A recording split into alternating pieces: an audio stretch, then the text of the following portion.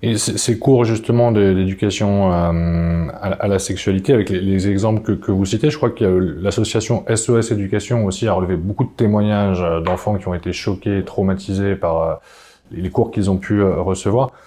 Euh, Quelles sont les conséquences sur la psyché d'un enfant, sur son développement ensuite émotionnel, intellectuel, quand son psychisme a été effracté par justement des dessins ou des scènes choquantes?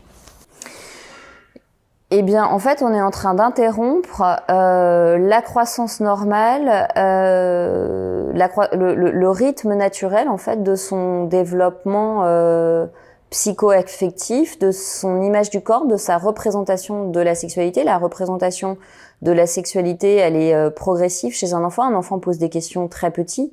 À 18 mois, il intègre la différence des sexes, il en parle.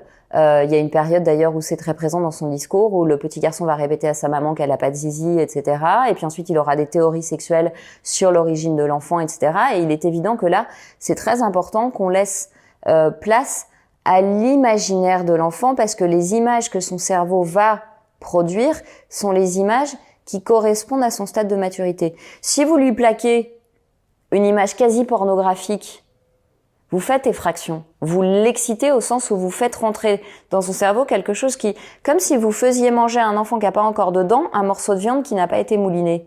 Il ne peut pas le digérer, il ne peut pas l'assimiler. Donc ça va venir court-circuiter la construction de sa représentation de lui-même. Et donc ça va au contraire le rendre vulnérable à ce que n'importe quel adulte mal intentionné pourra lui raconter.